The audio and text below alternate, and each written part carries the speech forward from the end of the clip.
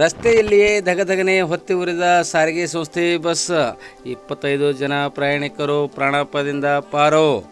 ರಸ್ತೆಯಲ್ಲಿ ಸಂಚರಿಸುವಾಗಲೇ ಸಾರಿಗೆ ಸಂಸ್ಥೆಗೆ ಸೇರಿದ ಬಸ್ಸೊಂದು ಧಗಧಗನೆ ಹೊತ್ತಿ ಉರಿದ ಘಟನೆ ಬೀದರ್ ಜಿಲ್ಲೆಯ ಔರಾದ್ ತಾಲೂಕಿನ ಸಂತಪುರ ಗ್ರಾಮದ ಸಮೀಪದ ಕಪ್ಪಿಕೆರೆ ಕ್ರಾಸ್ ಬಳಿ ಇಂದು ಬುಧವಾರ ಮಧ್ಯಾಹ್ನ 12 ಗಂಟೆ ಸುಮಾರಿಗೆ ಜರುಗಿದೆ.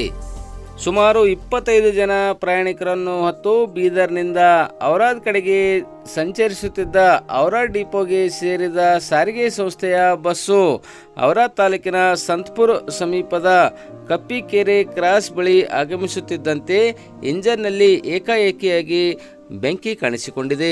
ಇದರಿಂದ ತಕ್ಷಣ ಜಾಗೃತಗೊಂಡ ಬಸ್ಸಿನ ಚಾಲಕ ಹಾಗೂ ನಿರ್ವಾಹಕರು ತಕ್ಷಣ ಬಸ್ಸಿನಲ್ಲಿ ಇದ್ದ 25 ಜನ ಪ್ರಯಾಣಿಕರಿಗೆ ಬಸ್ನಿಂದ ಕೆಳಗೆ ಇಳಿಸುವ ಮೂಲಕ ಎಲ್ಲರ ಪ್ರಾಣ ಕಾಪಾಡುವಲ್ಲಿ ಯಶಸ್ವಿಯಾಗಿದ್ದಾರೆ.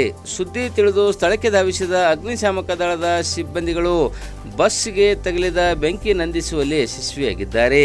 ಈ ಕುರಿತು ಸಂತಪುರ ಪೊಲೀಸ್ ಠಾಣೆಯಲ್ಲಿ ಪ್ರಕರಣ ದಾಖಲಾಗಿದ್ದು ತನಿಖೆ ಮುಂದುವರೆದಿದೆ.